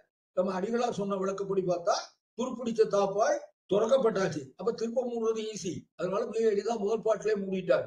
அப்படி மூடின உடனே இருந்தாலும் அவர் பதியத்தை ஒரு பாட்டில நிறுத்துவதில்லை, அரை பாட்டில நிறுத்துவதில்லை. எப்பொழுதும் 11 பாடல் பாடிடுவார். அப்படி 11 பாடல் ஞானசம்பந்தர் பாடி திருக்கடை காப்பு முடித்தார். முடித்தவுடன் எல்லாருக்கும் வணக்கம் சொல்லி, இனி நாள்தோறும் நீங்கள் இந்த முகப்பு கதவையே திறந்து இறைவனை வணங்குங்கள் என்று அந்த அடியவர்களுக்கு செய்தியை சொல்லிவிட்டு அவர்கள் திருமறை காட்டிலே போய் தங்கினார்கள். ஆளுக்கு ஒரு மடத்தில் வழக்கம் போல தங்கினார்கள். கொஞ்ச நாள் அங்கே தங்கி கொண்டிருந்தார்கள். அப்படி இருக்கிற போது பாண்டிய நாட்டினுடைய நிகழ்ச்சிகளை சேக்கிழார் நமக்கு இங்கே தொட்டு காட்டுகிறார். பாண்டிய நாட்டில் என்ன நிகழ்ச்சி என்று சொன்னால், அங்கே சைவம் கொஞ்சம் செல்வாக்கு குறைந்து சமணம் செல்வாக்கு பெற ஆரம்பித்தது. சமணர்கள் மிகுதியாக தமிழ்நாட்டில் பரவினார்கள். பாண்டிய நாட்டில், பல்லவ நாட்டில் அவர்கள் மிகுந்த செல்வாக்கோடு இருந்தார்கள். அப்படி இருந்ததனால்தான் அப்பரே சமணராக மாறி இருந்தார். பின்னாலே அப்பர் சிவனால் சூளை நோய் கொடுத்து ஆட்கொள்ளப்பட்ட பிறகுதான் அங்கே பல்லவ நாட்டில் சமணர்களின் செல்வாக்கு குறைந்தது. அங்கே குறைந்த பொழுது அவர்கள் வேற எங்கேயாவது போய் தங்கணும்ல. அங்க இருந்தவங்க என்ன பண்ணாங்கன்னா பாண்டிய நாட்டுக்கு வர ஆரம்பிச்சாங்க. பாண்டிய நாட்டில் வந்து கொஞ்சம் கொஞ்சமாக ஒவ்வொரு பகுதியாக கைப்பற்றி கடைசியா மதுரைக்கே வந்து மன்னனையே கைப்பற்றி கொண்டார்கள். மன்னனும் சமணனானான். அந்த மன்னன் நின்ற சீர் நெடுமாறன்னு பேரு. அந்த நின்ற சீர் என்ற அடைமொழி எப்போ வந்ததுன்னா, இந்த ஞானசம்பந்தர் போய் அந்த பாண்டியனை சந்தித்த பிறகு வந்தது. முன்னாலே அவர் வெறும் நெடுமாறன். நெடுமாறனாக இருக்கிற அந்த பாண்டியனை அவர்கள் சமணர்கள் தங்கள் செல்வாக்கால் சமணனாக்கினார்கள். அவன் சமணனானான் என்று சொன்னால் அரசனுடைய பரிவாரங்கள் சமணமாகும். உடனே மக்கள் எல்லாம் சமணமாவார்கள். அரசன் எதுவோ அந்த சமயம் தான் நாட்டுல வளரும். நம்ம வரலாற்றிலேயே பார்க்கலாம். இந்தியாவை வடநாட்டு பகுதியில் அக்பர் முதலியவர்கள், பாபர் முதலியவர்கள் வந்து முகமதிய அரசர்கள் ஆட்சி செய்ய ஆரம்பித்தவுடன் பெரும்பாலானவர்கள் முகமதியராக மாறினார். அதனால நம்முடைய நாட்டில் இன்றைக்கும் கூட இந்துக்கள் என்கிற மக்களின் எண்ணிக்கைக்கு அடுத்ததாக இருக்கிறது முகமதியருடைய எண்ணிக்கை தான். அப்புறம் தான் கிறிஸ்தவர்கள். ஏன்னா கிறிஸ்தவ ஆட்சி அதுக்கு பின்னால வந்தது. 18ஆம் நூற்றாண்டு கடைசியில் 19ஆம் நூற்றாண்டுல கிறிஸ்தவர்களின் ஆட்சி வந்தது. ஆக எப்படி பார்த்தாலும் ஆட்சியாளரின் சமயம் மக்களிடையில் செல்வாக்கு பெறும். பெரும்பகுதியான மக்கள் அந்த சமயத்தை தழுவுவார்கள். இது வரலாறு காட்டுகிற உண்மை. அந்த அடிப்படையில் நெடுமாறன் சமணனானவுடன் பாண்டிய நாட்டில் சமணம் தழைத்தது. சைவ கோயில்கள் இருந்தன. ஆனால் அதை தேடி போகிறவர்களும் குறைவு, அதை நிர்வகிப்பவர்களும் மிக அருகாமையாகத்தான் இருந்து மிக முக்கியமான சடங்குகளை மட்டும் செய்து கொண்டிருந்தார்களே தவிர பழைய மாதிரி அங்கே பெரிய விழாக்களோ பெரிய ஆரவாரங்களோ சைவ கோயில்களில் இல்லை. அப்படி இருந்தது. ஆனால் இதில் ஒரு சிறப்பு என்ன சொன்னால், நிகழ்ந்த ஒரு நல்ல வாய்ப்பு என்ன சொன்னால், இந்த பாண்டியன் நெடுமாறன் சோழன் மகளை திருமணம் செய்து கொண்டான். அவளுக்கு பாண்டிமாதேவி என்று சொல்கிறார்கள். மானி என்பது அவளுடைய பெயர். மானி என்பது அவளுடைய பெயர். அவர் சோழ மன்னனுடைய மகள். அவளை நெடுமாறன் திருமணம் செய்து கொண்டான். சோழ நாட்டில் எப்பொழுதுமே சைவம் தான் இருந்தது. எனவே மானி மிகப்பெரிய சிவபக்தர். அவள் பாண்டிய நாட்டிற்கு வந்தவுடன் பாண்டிய நாட்டுடைய சூழ்நிலையை பார்க்கிறாள். அவளுக்கு வருத்தமாக இருக்கிறது. ஆனால் அவள் தொடர்ந்து மதுரையில் இருக்கிற ஆலவாய் என்கிற கோயிலுக்கு போகிறாள். அதை மன்னன் அனுமதிக்கிறார். அவ வந்து எப்படி வேணாலும் இருக்கட்டும். அவள் அவன் கட்டாயப்படுத்தி நீ சமணனாக மாறு என்று சொல்லல. அவள் சமணனாக தானாக மாறவில்லை. எனவே அவள் வந்து தொடர்ந்து ஆலவாய்க்கு போய் வணங்கி கொண்டிருக்கிறாள். அவளுக்கு ஏதாவது சப்போர்ட் இருக்கா என்ன என்று யோசிக்கிற பொழுது அந்த பாண்டிய நாட்டினுடைய முதலமைச்சராக குலச்சிறையார் இருக்கிறார். இந்த குலச்சிறையாரும் ஒரு சிவபக்தர். 63 நாயன்மார்களிலே ஒருவர். அவருடைய வரலாற்றை நாம முன்னாலே பார்த்துட்டோம். மிக சுருக்கமாக சொல்லப்பட்டிருந்தது. அவர் அங்கே இருந்ததனால் மங்கையர்க்கரசிக்கு அது ஒரு பெரிய துணையாக செல்வாக்காக இருந்தது. அவரையும் பயன்படுத்தி கொண்டு தான் போக முடியாத நாட்களில் அவரை கோயிலுக்கு அனுப்பி கோயிலினுடைய சடங்கு முறைகள் ஆகம விதிகள் எல்லாம் சிறப்பாக ஒழுங்காக பின்பற்றப்படுகிற நிலையை உண்டாக்கி கொண்டிருந்தார். இப்படி வாழ்ந்து கொண்டிருக்கிற பொழுது அவருக்கு ஒரு மனத்தில் ஒரு வருத்தம் இருந்தது. மானியாருக்கு என்ன வருத்தம்? இங்கே சமண செல்வாக்கு வந்து விட்டதே, பாண்டிய மன்னனும் சமணனாக இருக்கிறானே, இதையெல்லாம் மாற்ற வேண்டாமா? பரசமயத்தினுடைய செல்வாக்கை குறைக்க வேண்டாமா? இதற்கு என்ன செய்வது என்று அவர் நாடும் சிந்தித்துக் கொண்டே இருந்தார். அப்படி இருக்கிற பொழுது திருஞான சம்பந்தரை பற்றிய செய்தி பாண்டிய நாடு முழுவதும் பரவியது. அவர் ஞானப்பால் உண்டதும், அவர் பிறகு பல அதிசயங்களை செய்ததும், திருமருகளில் பாம்பு தீண்டி இறந்தவனை உயிர்ப்பித்தது, இங்கே போயிட்டு திருமறை காட்டில் கதவு மூடி திறக்க ஏற்பாடு செய்தது, திருவிழிமலையில் பஞ்சத்தின் போது உணவளித்தது என்று ஞானசம்பந்தனுடைய பல்வேறு அதிசய செயல்கள் இறைவனுடைய அருள் முழுமையாக அவருக்கு இருக்கிறது என்பதை வெளிப்படுத்துகிற செயல்கள். இவற்றையெல்லாம் அவருக்கு முத்துச்சிவிகை கொடுக்கப்பட்டது, அவருக்கு ஊது சின்னங்கள் கொடுக்கப்பட்டது, பொற்றாளம் கொடுக்கப்பட்டது. இவை எல்லாம் அவர்களுக்கு பட்டீச்சரத்திலே முத்துப்பந்தர் அளிக்கப்பட்டது ஆகிய அனைத்து செய்திகளும் பாண்டிய நாட்டில் பரவியது. அதையெல்லாம் கேள்விப்பட்ட மங்கையர்க்கரசி அவரை ஒருவேளை வரவழைத்தால் இந்த நாட்டில் சமணத்தின் செல்வாக்கை அவர் அழித்து சைவத்தை தழைக்க செய்யலாம் என்று ஒரு எண்ணம் அவர் மனத்தில் ஓடியது. அதை குலச்சிறையாரோடு கலந்து பேசினார். அப்படி செய்யலாமான்னு. குலச்சிறையாரும் மிக மகிழ்ச்சியாக அதை ஆதரித்து நிச்சயமாக செய்யலாம், ஞானசம்பந்தர் அதற்குரிய ஆற்றலுடையவர் தான், அவருக்கு நாம் தூது அனுப்புவோம் என்று சொல்லி தங்களுடைய பரிவார தூதர்களில் மிக முக்கியமானவர்கள், நல்ல பேச்சாற்றல் உடையவர்கள், அப்படி உள்ள ஒரு 10 பேரை அனுப்புனாங்க. இப்பொழுதைக்கு திருஞான சம்பந்தர் திருமலை காட்டில் இருக்கிறார். சோழ நாட்டும் பாண்டிய நாடும் சந்திக்கிற எல்லை பகுதி வேதாரண்யம். அதனால அங்கே இருக்கிறார், மிக எளிதாக நாம போய் அவரை சந்திக்க முடியும். நீங்கள் 10 பேரும் அங்க போய் அவரை சந்தித்து எங்களுடைய விருப்பத்தை, குலச்சிறையாரும் மங்கையர்க்கரசியாரும் என்ன விரும்புகிறார்கள் என்ற விருப்பத்தை அவர்களுக்கு தெரியப்படுத்துங்கள் என்று இந்த 10 பேரை குலச்சிறையார் தேர்ந்தெடுத்து அனுப்பினார் திருமறை காட்டுக்கு. அவர்கள் வருகிறார்கள். 2 மடங்களில் 2 அடியவர்கள் இருக்கிறார்கள் என்கிற செய்தி தெரிகிறது. ஆனால் அவர்கள் வருகிற பொழுதே அவர்களை ஞானசம்பந்தரை சந்திக்கும்படிதான் குலச்சிறையார் சொல்லி அனுப்பினார். எனவே அவர்கள் நேரடியாக ஞானசம்பந்தருடைய மடத்துக்கு வந்தார்கள். அங்கே காவலாக அந்த அடியவர்களிலேயே சில பேர் இருப்பார்கள். அவர்களுடைய அனுமதி பெற்றால் தான் உள்ளே போக முடியும். அவர்களை பார்த்து இவர்கள் சொன்னார்கள், நாங்கள் பாண்டி நாட்டிலிருந்து வருகிறோம், குலச்சிறையாரும் மங்கையர்க்கரசியாரும் எங்களை அனுப்பி இருக்கிறார்கள், நாங்கள் திருஞான சம்பந்தரை சந்திக்க வேண்டும், அவருடைய அருளை பெற வேண்டும், அவரை தரிசிக்க வேண்டும் என்று கேட்டார். சந்திக்கிறதுன்ற வார்த்தையை பயன்படுத்த மாட்டாங்க, தரிசித்தல். நாங்கள் அவரை தரிசிக்க வேண்டும் என்றார்கள். உடனே அந்த அடியவர்கள், சரி இங்கே இருங்க, நாங்க அவர்கிட்ட கேட்டுட்டு வர்றோம், அவருடைய அனுமதி இல்லாமல் உள்ளே போக முடியாது, நாங்க அவரை கேட்டுட்டு வர்றோம்னு நேரம் போய் ஞானசம்பந்தரிடத்தில் செய்தியை சொன்னார்கள். இந்த மாதிரி பாண்டி நாட்டிலிருந்து தூதர்கள் வந்திருக்கிறார்கள், பாண்டிமாதேவியும் குலச்சிறையாரும் தங்களை அனுப்பியதாக சொல்லுகிறார்கள், உங்களை தரிசிக்க விரும்புகிறார்கள். உடனே ஞானசம்பந்தர் மிகுந்த மகிழ்ச்சியோடு அவர்களை உள்ளே அழைத்து வாருங்கள். 2 பேரும் உள்ளே 10 பேரும் உள்ளே வந்தார்கள். வந்த உடனே பாண்டிமாதேவியும் குலச்சிறையாரும் நலமாக இருக்கிறார்களா என்று விசாரிக்கிறாரு ஞானசம்பந்தர். அப்ப அவருக்கும் அவங்க 2 பேரை பத்தி தெரியுது. 63 நாயன்மார்களே அவர்கள் 2 பேரும் முக்கியமானவர்கள் இல்லையா? அந்த 2 பேரை பற்றி ஞானசம்பந்தர் ஏற்கனவே கேள்விப்பட்டிருக்கிறார். எனவே அவர் கேட்டார் உடனே, பாண்டிமாதேவியும் குலச்சிறையாரும் நலமாக இருக்கிறார்களா? அவங்க சொன்னாங்க, அவங்க 2 பேரும் நலமா இருக்காங்க, நாடுதான் நலமா இல்லைன்னா. என்ன விஷயம்னா இருக்கிற சூழ்நிலையை எல்லாம் சொன்னார்கள். சொல்லிவிட்டு அதற்காகத்தான் மங்கையர்க்கரசியாரும் குலச்சிறையாரும் உங்களை சந்திக்க சொன்னார்கள். அந்த எந்த வார்த்தைன்னா, நீங்க மதுரைக்கு வாங்க என்றோ, நீங்கள் மதுரையில் வந்து சமணத்தை அடித்து சைவத்தை தழைக்க செய்யுங்கள் என்றோ ஒரு வேண்டுதலே அந்த தூதர்கள் வைக்கல. அதான் அப்படி ஒரு சிறப்பான தூதர்களை தேர்ந்தெடுத்து குலச்சிறையார் அனுப்பினார். அப்படி கேட்டு வர்றதை விட அவரா வரணும். அதுக்கு அவருடைய மனத்தில் இறைவன் ஒரு எண்ணத்தை உண்டாக்கி அவரா வரணும். வந்தாக்கா அது இன்னும் செல்வாக்கோடு நடக்கும், அது இன்னும் சிறப்பாக நடக்கும் என்பதெல்லாம் அவர்களுடைய எண்ணம். அதனால அப்படி ஒரு வேண்டுதலை வைக்கல. நீங்க போயிட்டு அவர்கிட்ட இருக்கிற நிலைமையை மட்டும் சொல்லுங்கன்னு தான் சொல்லி அனுப்பினார் தூதர்களிடத்தில். அவர்களும் அப்படி நிலைமையை மட்டும் சொன்னார்கள். அப்படி நிலைமையை மட்டும் கேட்டவுடன் அவர் அதை கேட்டுக்கொண்டிருக்கிற பொழுதே அவர் கூடவே அந்த மடத்தில் இருக்கிற அவருடைய அடியவர்கள் உடனே சேர்ந்து பேச ஆரம்பிச்சாங்க. அவங்க சொன்னாங்க, சாமி, இந்த மாதிரி ஒரு சூழ்நிலையில் நீங்கள் உடனே பாண்டிய நாட்டுக்கு போக வேண்டும், அங்கே இருக்கிற சமணத்தின் செல்வாக்கை அழித்து சைவத்தை மீண்டும் தழைக்க செய்ய வேண்டும், அது உங்களுடைய ஆற்றலினால் செய்ய முடியும், நீங்கள் அதை செய்ய வேண்டும் என்று நாங்கள் விரும்புகிறோம் என்று. ஆக பாண்டி நாட்டுக்கு சம்பந்தர் போக வேண்டும்ங்கிற விருப்பத்தை அவருடைய அடியவர்கள் சொல்லுகிறார்களே தவிர இந்த பாண்டி நாட்டிலிருந்து வந்த தூதர்கள் சொல்லல. இதெல்லாம் ஒரு உட்குறிப்புடையது. பாண்டி நாட்டில் இருக்கிறவங்க கூப்பிட்டு இவர் வந்தாரு என்றால் அது வந்து ஒரு கடமையாகி போயிடும், அவர் அங்க செய்யற செயல். ஆனால் இப்பொழுது அது அருள் செயலாகிவிடும். ஏனென்றால் அந்த அருளை வேண்டுகிறவர்கள் நீங்க வாங்கன்னு கூப்பிட்டாங்க, நீங்க வாங்க அங்க போகணும் என்று ஒரு ஆசையை அவருக்கு தூண்டுகிறார்கள். அவர் உடனே அதை ஏற்றுக்கொள்கிறார்.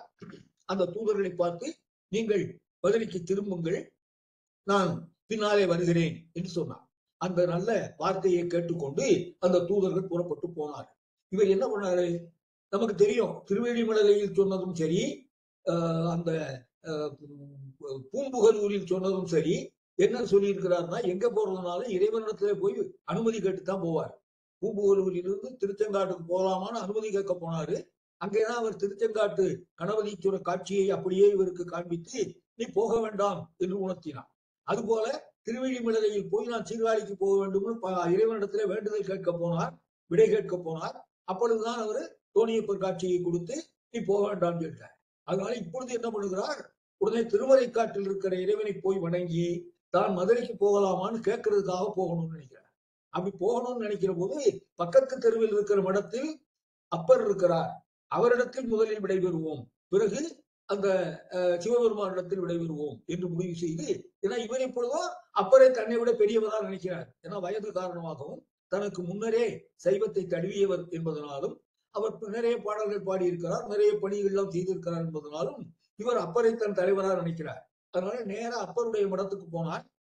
அவரிடத்திலே போய் சொன்னார், இந்த மாதிரி பாண்டிய நாட்டினுடைய நிலைமை இப்படி இருக்கிறது, அவர்கள் வந்து என்னை சந்தித்தார்கள், என்னுடைய அடியவர்கள் எல்லாம் நான் அங்கே போய் சைவத்தை பரப்ப வேண்டும் என்று விரும்புகிறார்கள், எனவே நான் புறப்படலாம் என்று கருதுகிறேன் என்று சொன்னார்.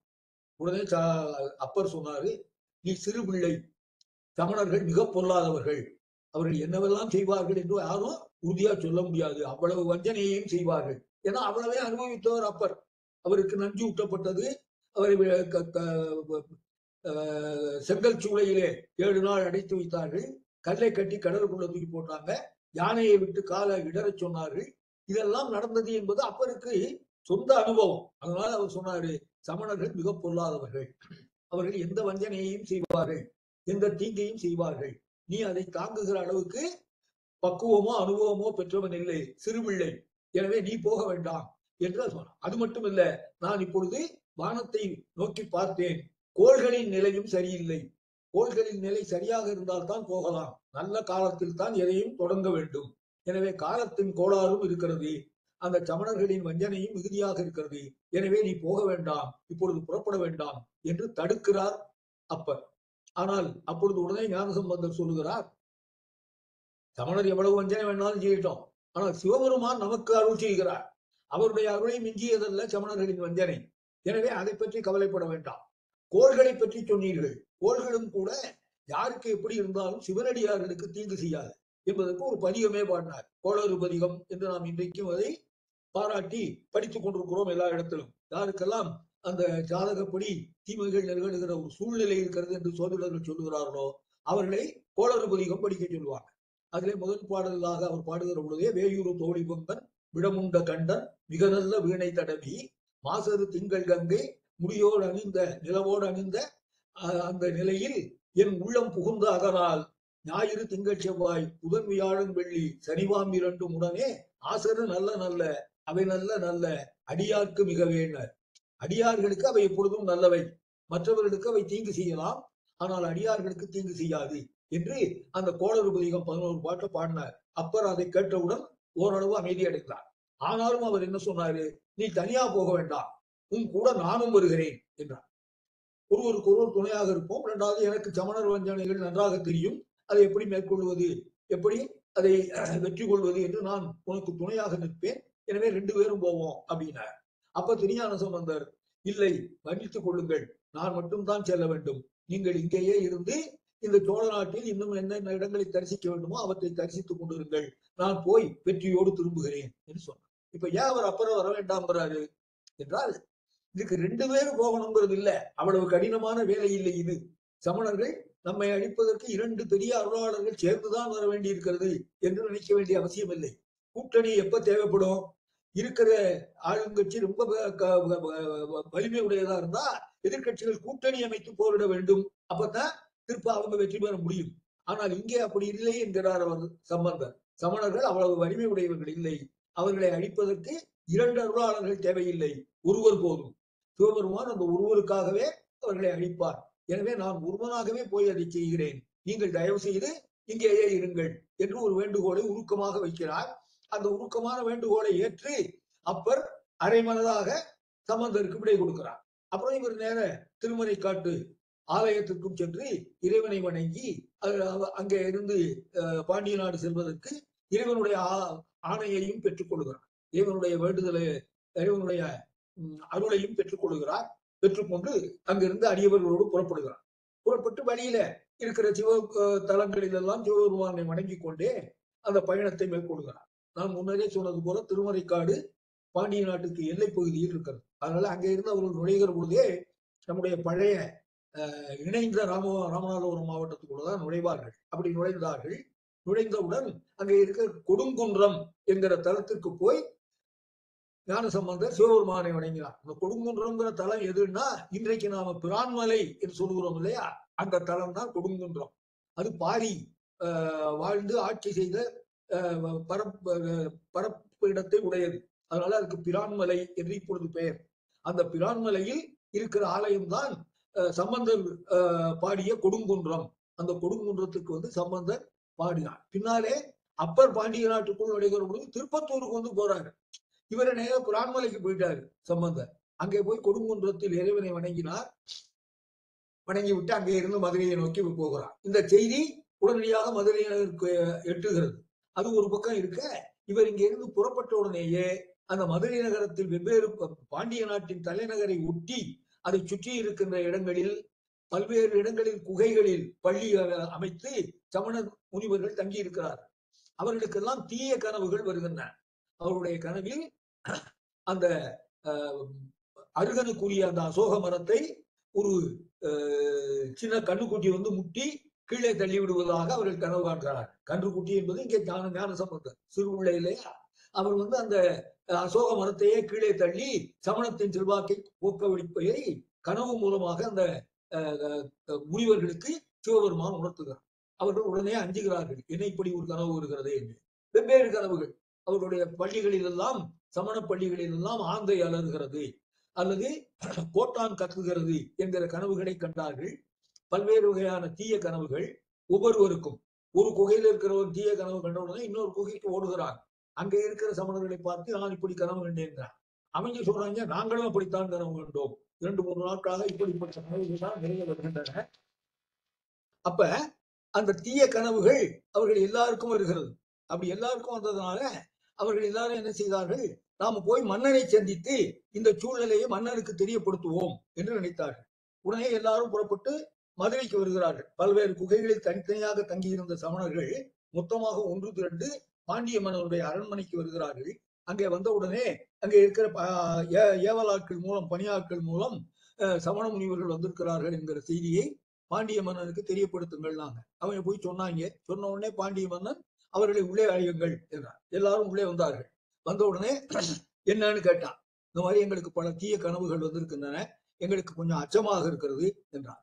என்ன அச்சம், என்ன தீய கனவு, சரி அதனால் என்ன விளைவு என்று நீங்கள் கருதுகிறீர்கள், உங்களுடைய அச்சத்துக்கு காரணம் என்ன என்று பாண்டியன் கேட்டான். உடனே அவர்கள் சொன்னார்கள், இல்லை, சோழ நாட்டை சேர்ந்த ஒரு அந்தண சிறுவன் ஏதோ இந்த சூலபாணியிடம், சிவபெருமான் அவங்க சொல்லல, அவங்க சொல்ற வார்த்தையை பாருங்க, சூலபாணியா, அவன் சூலபாணியிடம் ஞானம் பெற்றவன் என்று சொல்லுகிறார்கள். அவன் பல அதிசயங்களை நிகழ்த்தியவன் என்று சொல்லுகிறார்கள். அவன் இங்கே பாண்டிய நாட்டுக்கு வந்து எங்களோடு வாதிட்டு எங்களை வென்று எங்களுடைய சமயத்தை அழிக்க வருகிறான் என்று ஒரு செய்தி பரவி இருக்கிறது. எங்களுக்கு இப்படி தீய கனவும் வந்தவுடன் அவன் வருகிற நோக்கம் நிறைவேறி விடுமோ என்கிற அச்சம் எங்களுக்கு வருகிறது என்று சொன்னார்கள். உடனே பாண்டியன் சொன்னான், சரி ரொம்ப பயப்பட வேண்டாம், நீங்க தைரியமா இருங்க, என்னுடைய ஆதரவு உங்களுக்கு எப்பொழுதும் உண்டு. வருகிறவர் வந்து சேரட்டும், அவர் என்ன செய்கிறார் என்று பார்ப்போம், அப்புறம் முடிவெடுத்துக் கொள்ளலாம். நீங்கள் அஞ்சாமல் சென்று வாருங்கள், என்னுடைய ஆதரவு உங்களுக்கு உண்டு. இவங்க நினைச்சதுமே அதுதான். போய் இந்த கனவை சொல்லி மன்னனுடைய ஆதரவை பலப்படுத்திக் கொள்ள வேண்டும் என்று நினைத்தார்கள். அப்படி பலப்படுத்துகிற நிலை இப்பொழுது என்று அந்த முனிவர்களை அவர் அனுப்பிவிட்டார். அதற்கு பிறகு இந்த பாண்டிமாதேவி அந்த புறத்துக்கு பாண்டியன் வருகிறான். ஆனால் வந்தாலும் சோகமாகவே உட்கார்ந்து இருக்கிறான். அப்பொழுது பாண்டிமாதேவி கேட்கிறார், நீங்கள் எப்பொழுதும் அந்த புறத்துக்கு வருகிற பொழுது மிகவும் மகிழ்ச்சியாக இருப்பீர்களே, இப்பொழுது ஏன் இவ்வளவு சோகமாக இருக்கிறீர்கள், என்ன காரணம்? உடனே அவர் சொன்னார், வேற ஒன்றும் இல்லை, இங்கே ஒரு அந்தண சிறுவன் வந்திருக்கிறான் என்கிற செய்தியை முனிவர்கள் வந்து சொன்னார்கள். அவர்கள் அந்த சிறுவனை பார்த்து அந்த சிறுவனை பற்றிய செய்தியை கேட்டு அவர்கள் தீட்டடைந்திருக்கிறார்கள். சமண சமயத்தில் என்ன சொல்லுவார்கள்னா, பிற சமயத்தினுடைய அடியவர்களையோ இறைவனையோ பற்றி கேட்பது கேட்டு முட்டு என்பார்கள். முட்டுன்னா தீமை, கேட்கின்ற தீமை, கேட்டு முட்டு. அந்த இறைவனையோ அல்லது அந்த அடியவர்களையோ நேர கண்ணுக்கு நேர பார்த்தா, திருநீர் பூசியவர்களை பார்த்தால் அது கண்டுமுட்டு. இப்ப இவன் சொன்னா, அந்த அடியவர்கள் கண்டுமுட்டோடு வந்தார்கள், வந்து எனக்கு சொன்னார்கள். இப்ப எனக்கு கேட்டு முட்டு ஆயிடுச்சு, அதனால நான் வருத்தப்பட்டு கொண்டிருக்கிறேன். பாண்டிமாதேவி மிக மகிழ்ச்சியோடு, மனத்திற்குள் மகிழ்ச்சி, வெளியில அதை காட்டாம அவ இறைவனை ஆண்ட கணவனை பார்த்து சொன்னாள், இதுல என்ன பிரச்சனை உங்களுக்கு? அவர் வரட்டும், அவரும் இவர்களும் வாதம் பண்ணட்டும், யார் வெல்லுகிறார்களோ வெல்லுகிறவர்கள் பக்கம் நீங்க சேர்ந்துட்டு போங்க. அரசனுக்கு அதானே இயல்பு. அரசன் போட்டியை நடத்தலாம். போட்டியில் யார் வெல்லுகிறார்களோ அவர்களுக்கு தான் பரிசு கொடுக்கணும், யார் தோற்கிறார்களோ அவர்களை விரட்டி விட வேண்டும். அதானே இயல்பு. அதனால நீங்க ஏன் இதுக்கு வருத்தப்படுறீங்க? இதுக்கு வருத்தப்பட வேண்டாம்னா உடனே அவருக்கும் கொஞ்சம் அந்த வருத்தம் நீங்கி மனம் லேசாகியது. சரி வரட்டும், வாதம் நடக்கட்டும், அப்ப பாத்துக்குவோம் அப்படின்னு அவர் ஒரு முடிவுக்கு வந்தான். அப்படி ஒரு சூழ்நிலை வந்தவுடன் சரி சம்பந்தர் இங்கே நெருங்கி வந்து விட்டார் மதுரைக்குன்னு முடிவு பண்ணிட்டு பாண்டியனை பார்த்து சொன்னாள் அவள், நான் ஆலவாய் கோயிலுக்கு போய் இறைவனை வணங்கி விட்டு வருகிறேன், எனக்கு அனுமதி கொடுங்கள். அவர் அனுமதி கொடுத்தார். அதான் நான் முதல்ல சொன்னேன், அவரு மனைவி சோழ நாட்டிலிருந்து வந்தவள், அவள் தொடர்ந்து சைவத்தை பின்பற்ற விரும்புகிறாள், சிவனை வணங்க விரும்புகிறாள் என்கிற பொழுது அதற்கு அனுமதி கொடுத்தார். அந்த காலத்திலேயே பெண்ணுக்கு அனுமதி இருந்திருக்கிறது பாருங்க, பெண்ணுக்கு உரிமை இருந்திருக்கிறது. அந்த உரிமையோடு அவளை சரி கோயிலுக்கு போக அனுமதிப்பார். சும்மா அனுமதிக்கல, அரசு என்பதனால் அவளுக்குரிய பாதுகாப்போடு அவள் பல்லக்கில் செல்ல, பல்லக்கில் பணியாட்கள் தூக்கி செல்ல, முன்னும் பின்னும் அணிவகுத்து படைகள் செல்லுகின்றன. அதை சேக்கிழார் குறிப்பிட்டு சொல்லுகிறார்.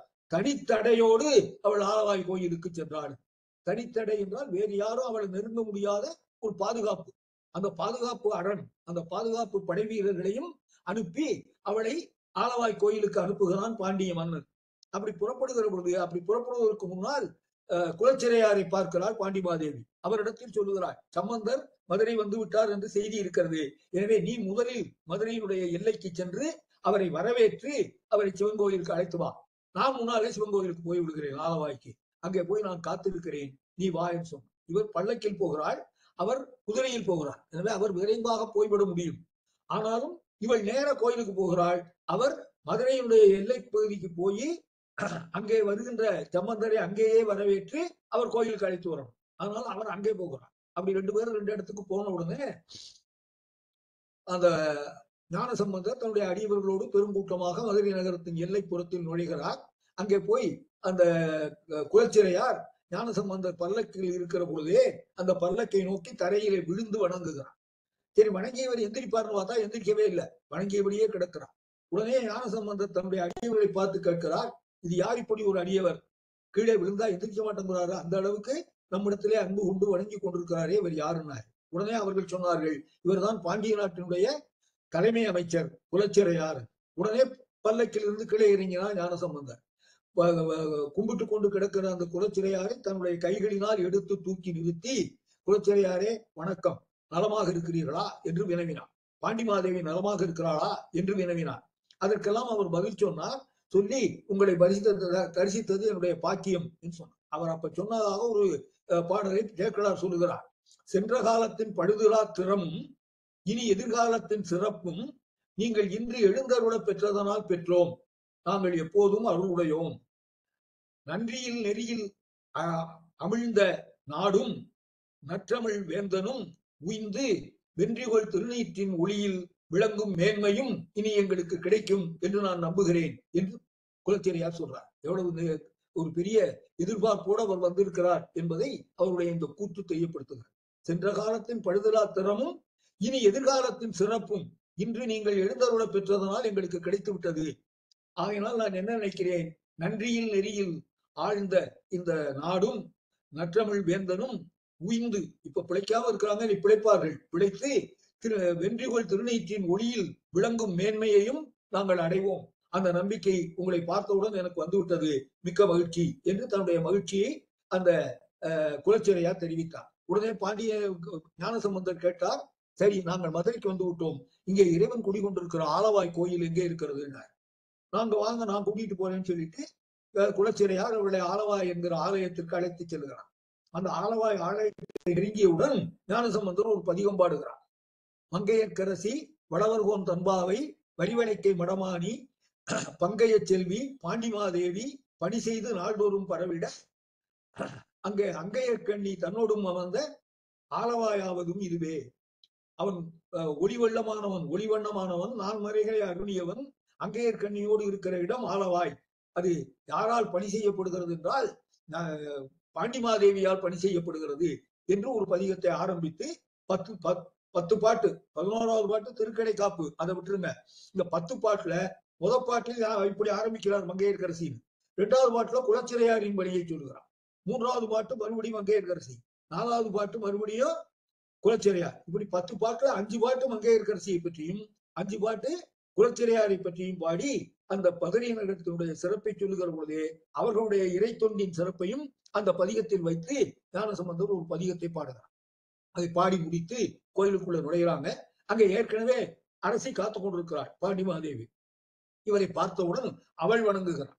அவள் வணங்கிய உடனே குலச்சிறையார் முகத்தை பார்க்கிறார் சம்பந்தர். உடனே குலச்சிறையார் சொல்கிறார், இவர்தான் எங்கள் அரசி, உங்களை வரவேற்க இங்கே வந்திருக்கிறார்கள் என்று.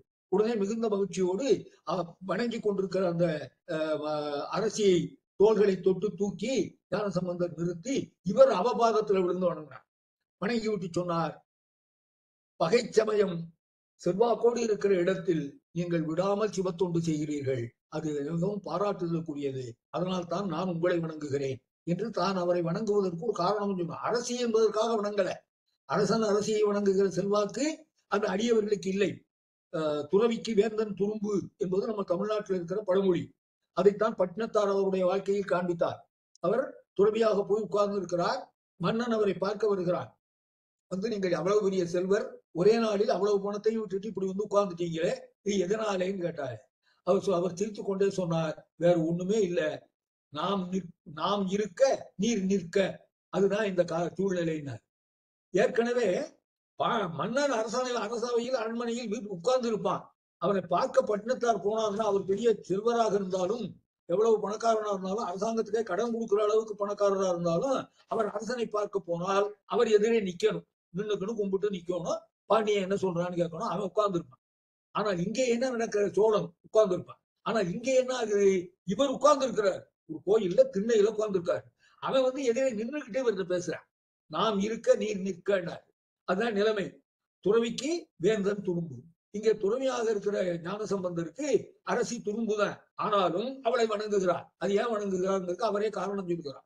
பிற சமய செல்வாக்கு இருக்கிற இடத்தில் நீங்கள் சைவ தழைப்பதற்கு தொடர்ந்து தொண்டாற்றி கொண்டிருக்கிறீர்கள், எனவே நான் உங்களை வணங்குகிறேன் என்றார்.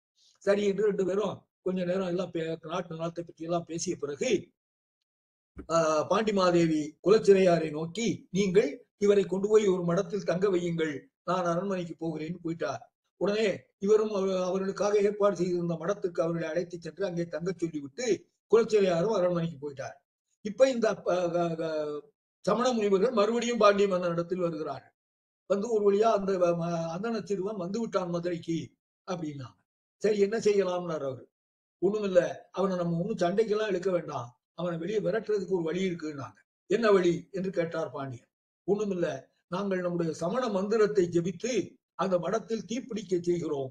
அப்படி மடத்தில் தீப்பிடித்தால் அவன் பயந்து ஓடிவிடுவான். எப்படி நாங்கள் கெட்ட கனவை கண்டு பயந்தோமோ அப்படி அவன் தான் தங்குகிற மடத்தில் தீப்பிடித்து விட்டது என்பதை கேட்டு பயந்து ஓடிவிடுவான் என்றார். சரி, அப்படியே செய்யுங்கள் என்றான் பாண்டியன். இது பாண்டியன் சொல்லப்படாது. ஒரு இடத்தில் வந்து தங்குகிறவர்கள் அவர் எந்த சமயத்தை சேர்ந்தவராக இருந்தாலும் அவங்களுடைய நெருப்பு வைப்போங்கிறத மன்னன் ஏற்றுக்கொள்ளக்கூடாது. அது மன்னனுடைய செங்கோன்மைக்கு தப்பு. ஆனாலும் அந்த தப்பை பாண்டியன் செய்கிறான். சரி, நீங்க பண்ணுங்க. இவங்க போனாங்க, அந்த மடத்துக்கு எதிரே நின்று கொண்டு இவருடைய சமண மந்திரத்தை எல்லாம் ஜெபித்தார்கள். ஆனால் அந்த மந்திரம் எல்லாம் ஒண்ணும் பண்ண முடியல, அங்க நெருப்பே வரல. ஏன்னா உள்ளே இருப்பது 5 எழுத்து மந்திரம், ஆதி மந்திரம் 5 எழுத்து. அதற்கு முன்னே வேறு எந்த மந்திரமும் நிற்காது. எனவே இவர்கள் ஜபித்த மந்திரங்களினுடைய விளைவாக நெருப்பு பிடிக்கல. உடனே அந்த சமணர்கள் தங்களுக்குள் பேசினார்கள், என்ன செய்யலாம். அப்போ ஒரு தலைவராக இருக்கிறவர் சொன்னார், நாம் மந்திரம் ஜபித்தோம், நெருப்பு பிடிக்கவில்லை என்று தெரிந்தால் நம்முடைய சமணத்தின் செல்வாக்கு அவனோடு வாதிடாமலே போய்விடும். பாண்டிய மன்னன் இவர்களுடைய சமயத்துக்கு ஆற்றல் இல்லை, அதை விட சைவ சமயத்துக்குத்தான் ஆற்றல் இருக்கிறது என்கிற முடிவுக்கு வந்து விடுவான். எனவே நம்ம மந்திரத்தில் வரலைனாலும் நாமாவே நெருப்பு வச்சிருவோம், மந்திரத்தினால் தான் வந்ததுன்னு மன்னன் சொல்லிக்குவோம் அப்படின்னாங்க. சரி என்று அதை ஏற்றுக்கொண்டு அவர்கள் எல்லாருமாக அவர்களாகவே நெருப்பை தயாரித்து எண்ணெயை ஊற்றி அந்த மடத்தின் ஒரு பகுதியில் நெருப்பு வைத்தார்கள். அது மடம் முழுவதும் பரவ ஆரம்பித்தது. இவர்கள் திரும்பி ஓடி போயிட்டாங்க. சமண முனிவர்கள். நெருப்பு பரவுகிறது. அந்த செய்தி அங்க இருக்கிற பரிவாரங்கள் தெரிந்து கொண்டு ஓடி வந்து சம்பந்தத்தை சொல்லுகிறார். நெருப்பு பிடித்தது. நெருப்பு எப்படி பிடிச்சதுன்னாரு. ஒண்ணுமில்ல, சமண முனிவர்கள் வந்தார்கள், அவர்கள் தான் நெருப்பு வைத்து விட்டு போய்விட்டார்கள் சொன்னாங்க. தெளிவர் முதல்ல நெருப்பை அணைப்பதற்கு ஆட்களை அனுப்பி அதுக்கு ஏற்பாடு செய்து விட்டு கொஞ்சம் யோசிச்சார். இது எப்படி நாம் தங்கி இருக்கிற மடத்தில் என்னை நோக்கி அவர்கள் செய்தார்கள் என்றாலும் என்னை அது பாதிக்காது. சிவபெருமான் என்னை காப்பாற்றுவார். ஆனால் சிவன் அடியார்கள் 100 பேர் இருக்கிறாங்களே, இந்த இடத்துல நெருப்பு வைக்கலாமா? அப்படி வைப்பதற்காக மன்னன் அனுமதித்து இருக்கிறான் என்று சொன்னால் அது மன்னனுடைய பிழை இல்லையா? அப்ப இதுக்கு யாருக்கு தண்டனை கொடுக்கணும்னா மன்னனுக்குத்தான் தண்டனை கொடுக்க வேண்டும் என்று நினைத்தார். எனவே அவர் ஒரு பதிகம் பாடினார். அந்த பாண்டியனை நோக்கி பாடுகிற பொழுது, நீ என்ன செய்ய வேண்டும் என்றால், இவர்கள் இதனால இந்த நெருப்பு அவனுக்கு போய் சேரணும் என்று, பாண்டியனுக்கு போய் அந்த நெருப்பு சேர வேண்டும் என்ற நிலையில் அந்த ஒரு பதிகத்தை அவர் பாடுகிறார். அந்த பதிகத்தில் அவர் சொல்ல தொடங்குகிற பொழுதே என்ன சொல்லி பாடுகிறார் என்று சொன்னால், எனக்கு எல்லா அருளையும் நீ செய்திருக்கிறாய், இப்பொழுது இங்கே நெருப்பு வைக்கப்பட்டிருக்கிறது, இந்த நெருப்பு போய் பாண்டிய மன்னனை பற்றி கொள்ளட்டும் என்றார். என்னை பொய்யரான சமணர்கள் கொழுவிய பெருஞ்சுடர் பையவே சென்று பாண்டியர்க்காகுக. அவருடைய பதிகத்தின் கடைசி வரி, அவருடைய பதிகத்தின் முதல் பாட்டு 4 வரியில் கடைசி வரி, என்னை பொய்யராம் சமணர் கொழுவிய பெருஞ்சுடர் பையவே சென்று பாண்டியர்க்காகுக செய்யனே என்று சொல்லி இறைவனை அழைத்து அவரிடத்தில் வைக்கிற வேண்டுகோள், பையவே சென்று பாண்டியர்க்காகுக. ஏன் பையவேன்னு சொன்னாரு என்றால், நெருப்பு மாதிரி வெப்பம் உடனடியாக பாண்டியனை போய் பற்றி அதனால் அவன் இறக்க நேரிட்டு விட்டால் பாண்டிமாதேவி விதவையாகி விடுவாள். அவளுக்கு உதவுவதற்கு அவளை விதவையாக்க கூடாது. எனவே இந்த நோயாக அவனுக்கு போக வேண்டும், இந்த வெப்பம் அவனை தாக்க வேண்டும், ஆனால் மெதுவாக தாக்க வேண்டும். தான் போய் அவனை சந்தித்து அந்த தாக்கலத்தில் இருந்து அவனை விடுவிக்கிற வரைக்கும் அது அவன் உடம்பில் இருக்கணும். ஆனா அவனை கொன்று விடக்கூடாது. அதுக்காக சொன்னார், பையவே சென்று பாண்டியர்க்காகுக. உடனே அங்கே பாண்டிய மன்னனுக்கு வெப்பு நோய் கண்டது. எல்லா உடம்பு பூரா கொதிக்கிற மாதிரி அவனுக்கு ஒரு உணர்வு. எந்த நிலையிலும் எந்த இடத்திலும் குளிர்ச்சி இல்லை. அவன் தவித்து துடிக்க ஆரம்பித்தான். இதற்கிடையில் ஒற்றர்கள் குலச்சிறையாரிடத்தில் சொன்னார்கள், சமணர்கள் போய் மடத்துக்கு நெருப்பு வைக்கிறாங்கன்னு. அவருக்கு உடனே மிகப்பெரிய பதற்றம் வந்தது. பாண்டிமாதேவியிடம் ஓடி போய் அதே செய்தியை சொன்னார். பாண்டிமாதேவி சொன்னாள், மிக சிறுவராகிய அந்த ஞானசம்பந்தரை இப்படிப்பட்ட வஞ்சகர்கள் இருக்கிற இடத்துக்கு அழைத்தது நம்ம 2 பேருடைய தப்பு. அந்த மடத்தில் அவர்கள் வைத்த நெருப்பினால் ஞானசம்பந்தருக்கோ அல்லது அவர் கூட வந்த அடியவர்களுக்கோ ஏதாவது தீங்கு நிகழ்மையானால் நான் என்னுடைய உயிரை விட்டு விடுவேன் என்றார் பாண்டிமாதேவி. குலச்சிறையார் சொன்னார், நான் மட்டும் உயிரோடு இருப்பனா, நானும் உயிரை விட்டு விடுவேன். இப்படி இவங்க 2 பேரும் தயாராக இருக்கிறார்கள் தற்கொலை செய்து கொள்ள. அப்படி இருக்கிற சூழ்நிலையில் அங்கே மடத்தில் நெருப்பு பற்றவில்லை. மிக எளிதாக அந்த நெருப்பை அணைத்து விட்டார். ஆனால் அதுக்கு பதிலாக பாண்டியனுக்கு இங்கே வெப்பு நோய் கண்டது. ஒற்றர்கள் திரும்ப அதையும் சொன்னாங்க, அதாவது அங்கே எந்த ஆபத்தும் நடக்கல. அப்ப 2 பேரும் சமாதானமானார்கள். ஆனால் அப்பொழுது இந்த பக்கத்தில் பணியாட்கள் ஓடி வந்து, பாண்டிய மன்னனுக்கு வெப்பு நோய் வந்து விட்டது, உடம்பெல்லாம் கொதிக்கிறது, என்ன ஆனாலும் அது குளிர மாட்டேங்குது. சமண முனிவர்கள் எல்லாம் அதை நீக்குவதற்கு முயற்சி செய்து தங்களுடைய மயிர்பீலியினால் அவர் உடலை தடவினார்கள். அந்த மயிர்பீலி எரிந்து கருகி தூள் தூளாகிவிட்டது. உடனே தங்கள் கமண்டலத்திலிருந்து நீரை தெளித்தார்கள். அந்த நீர் ஆவியாகிவிட்டது. அந்த நீர் வெப்பத்திற்கு எரிகின்ற நெருப்புக்கு நெய் ஊற்றியது போல பாண்டிய மன்னனுடைய நெருப்பை, பாண்டிய மன்னனுடைய உடம்பில் இருக்கிற வெப்பத்தை இன்னும் அதிகமாக்கியது. அதனால அவனே பார்த்து அந்த சமண முனிவர்களை, யாரும் இங்கே என் பக்கத்தில் இருக்க வேண்டாம், எனக்கு எந்த நோய் தீர்க்கும் உதவியையும் நீங்கள் செய்ய வேண்டாம், இங்க இருந்து புறப்படுங்கள். அவங்க ஒதுங்கி நின்று ஒன்று வேடிக்கை பார்க்கிறார்கள். மருத்துவர்கள் என்னென்னமோ முயற்சி பண்றாங்க, எதை பார்த்தாலும் ஒன்னும் நடக்கல. உடனே பாண்டிமாதேவி அங்கே போகிறாள். போய் மன்னனிடத்திலே சொல்கிறாள், நேற்று சம்பந்தர் தங்கியிருந்த மடத்துக்கு இவர்கள் நெருப்பு வைத்திருக்கிறார்கள், அதுதான் இப்பொழுது உங்களை பாதித்திருக்கிறது. எனவே அவர்கள் அதை நீக்க முயன்றால் அது உங்களுக்கு இன்னும் அதிகப்படுத்துமே தவிர இன்னும் நீக்காது. உண்மையில் உங்களுக்கு நோய் நீங்க வேண்டும் என்றால் சம்பந்தர் அரண்மனைக்கு வர வேண்டும், அவர் உங்களுடைய மீது தன்னுடைய அருள் நோக்கத்தை செலுத்த வேண்டும், அப்பொழுதுதான் இது நீங்கும். உடனே மன்னன் அதற்கு அனுமதி கொடுத்து விட்டான். அவனுடைய மனத்தில் சம்பந்தர்ங்கிற பெயரை கேட்ட உடனேயே ஒரு மகிழ்ச்சி வருகிறது. தன்னுடைய நோய் குறைவது போல அவன் உணர்கிறான். அதனால என்ன சொல்லுகிறான், சரி நீங்கள் சம்பந்தரை அழைத்து வாருங்கள் என்று அவர்களை பார்த்து சொன்னான். அவரும் என்னுடைய நோயை தீர்க்க முயலட்டும், இந்த சமண முனிவர்களும் என்னுடைய நோயை தீர்க்க முயலட்டும், யார் தீர்க்கிறார்களோ அவர்கள் பக்கம் நான் சேர்வேன். உடனே சமண முனிவர்கள் ஒரு வேண்டுகோளை வைத்தார்கள். நாங்களும் முயல்கிறோம், அவனும் முயலட்டும், ஒருவேளை அவன் தான் தீர்க்கிறான் என்று வைத்துக் கொள்வோம், தீர்த்தாலும் நீங்க என்ன சொல்றீங்க, நாங்க தான் தீர்த்தம்னு சொல்லுங்க என்று பாண்டிய மன்னன் இடத்துல ஒரு வேண்டுகோள். எவ்வளவு வஞ்சனை பாருங்க. ஆனா பாண்டிய மன்னன் சொன்னான், நான் பொய் சொல்ல மாட்டேன், கைதவம் பேசேன், நான் பொய் சொல்ல மாட்டேன், நான் உண்மையைத்தான் சொல்லுவேன், யார் தீர்க்கிறார்களோ அவர்கள் பக்கம் சேருவேன் என்று சொன்னான். உடனே சம்பந்தரை அழைத்து வர பாண்டியமாதேவியும் குலச்சிறையாரும் நேரே போகிறார்கள்.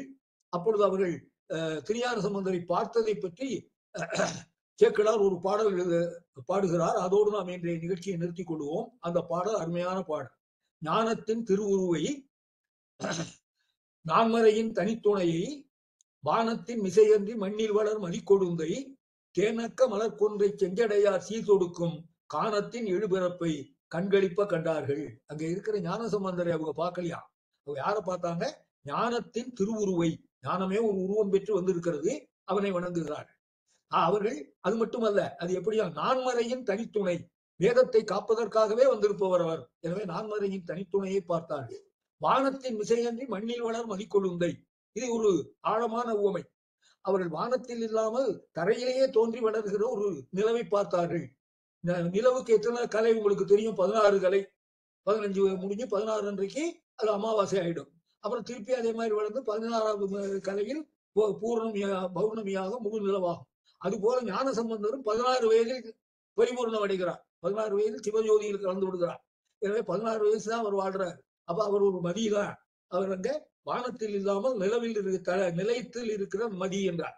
வானின் மிசையன்றி மண்ணில் வளர் மதிக்கொழுந்து, தேனக்க மலர்கொன்றை சிவனடியார், தேனக்க மலர்கொன்றை செடுஞ்சிவனார் சீர் தொடுக்கும், அவருடைய அந்த செஞ்சடையாரினுடைய புகழை எல்லாம் தொடுத்து கொண்டிருக்கிற காணம். அப்படி ஒரு பாட்டையே இவர் வந்திருக்கிறவரே ஒரு பாட்டு. அவருடைய ஒவ்வொரு பதிகமும் யாழ்ப்பாணரால் பன்னிசையோடு பாடப்படுகிறது. எனவே காணத்தின் எழுபிறப்பு, காணத்தினுடைய புதிதாக எழுந்து வருகிற பிறப்பு அது, அதை கண்டு தொழுதார்கள். ஆக இப்படி தொழுது இவரை மதுரைக்கு அரண்மனைக்கு அழைத்துக் கொள்ள போகிறார்கள். அரண்மனையில் என்ன நிகழ்ந்தது என்பதை அடுத்த வாரம் பார்ப்போம். அதனால் இப்பொழுது இந்த அளவில் நாம் நிறைவு செய்கிறோம். ஞானசம்பந்தருடைய ஆற்றலும் அவருக்கு சிவபெருமான் செய்கிற அருளும் எவ்வளவு சொல்ல முடியுமோ அவ்வளவு சொல்லி இருக்கிறேன். அடுத்த பகுதியில் இன்னும் விரிவாக பார்ப்போம் என்று சொல்லி, இன்றைக்கு சொன்ன செய்திகளில் ஏதாவது ஐயங்கள் அல்லது கருத்துக்கள் இருந்தால் தெரியப்படுத்துங்கள் என்று வேண்டிக் கொள்கிறேன்.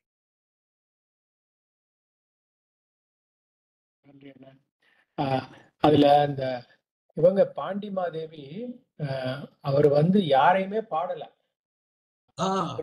மனிதர்களை பாடவே இல்லை. ஆமா, பாண்டிமாதேவி ஒருத்தங்களை தான் பாடினாரு. குலச்சிறையாரையும் பாண்டிமாதேவியும் பாடல. அது ஒரே பாட்டுல 5 பாட்டு, ஒரே பதிகத்துல 5 பாட்டு அவருக்கு 5 பாட்டு இவருக்கு என்று அதை பகிர்ந்து பாடினார். 2 பேரும் ஒருவருக்கு துணையாக இருந்து அங்கே சைவம் வளர்க்கிறார்கள் என்பதை புலப்படுத்துவதற்காக 2 பேரையும் வைத்து பாடினார். அதுல மனிதர்களை பாட மாட்டேன் என்பது சம்பந்தருடைய ஒரு பொதுவான இயல்பு. பாடுவாரு. ஏற்கனவே அவருக்கு திருச்செங்கூரில் சண்டீசரை பாடி இருக்கிறார். நான் இன்னைக்கு இந்த மாதிரி அம்பர் மாகாணத்தில் கோச்சங்கனானை இறந்த அடியார்களை பாடி இருக்கிறார். உயிரோடு இருக்கிறவங்கள அவர் பாடுறதே இல்லை. அப்படி பாடியவர்கள் இந்த பாண்டிமாதேவியும் குலச்சிறையாரும் மட்டும்தான் இருக்கிற மனிதர்களை பாடியது. அது அவருடைய அந்த அவர்கள் 2 பேருடைய சிவத்தொண்டின் சிறப்பு. அதனால அந்த ஒரே பதிகத்துல அவங்க 2 பேரையும் வைத்து பாடினார் என்பது.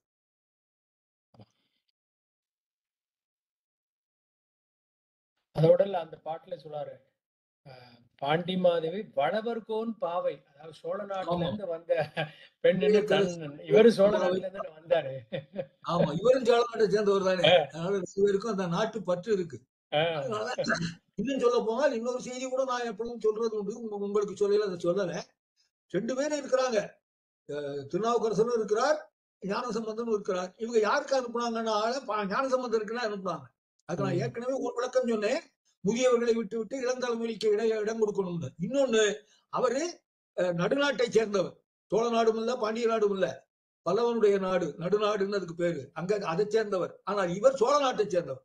சோழ நாட்டிலிருந்து வந்த பாண்டியமாதேவி சோழ நாட்டு அடியவரை அழைக்க வேண்டும் என்று விரும்புவதுதான் இயல்பு. அந்த நாட்டு பற்று அங்கே வேலை செய்கிறது. அப்படி அவரை கூப்பிட்டாங்க. அவர் இவர் மேல பாடினார். யாருக்கும் கேள்வி இருக்கா அண்ணன்கிட்ட? இல்ல கமெண்ட்ஸ் இருக்கா?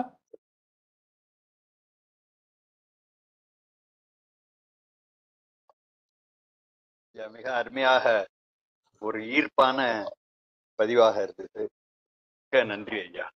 இருக்கட்டும். சிறப்பா சொல்லணுங்கிறதுதான் நான் இதை 5 வாரம் சொல்றேன்னு எடுத்துக்கிட்டேன். இல்லைன்னு சொன்னா அந்த சிறப்புதான் எங்களுக்கு ஒரு பெரிய ஈர்ப்பு உங்கள்கிட்ட. மிக்க மகிழ்ச்சி. ஏன்னா இது மாதிரி எல்லாம் கேட்க வாய்ப்பு ரொம்ப குறைவு. இது வாய்ப்பு கொடுத்ததுக்கு ஐயாவுக்கும் நன்றி சொல்லுங்க. நானும் உங்களோட சேர்ந்து இதை சிந்திக்கிற வாய்ப்பு எனக்கு கொடுத்துருக்கீங்க. அதனால நானும் உங்களுக்கு நன்றி சொல்றேன். பெரிய வார்த்தைகள். ரொம்ப நன்றி சொன்னீங்க. ரொம்ப அப்படியே விறுவிறுப்பா இருந்துச்சு கேட்கறதுக்கு. அப்படியே அடுத்தாப்புல என்ன சொல்வீங்கன்ட்டு அப்படியே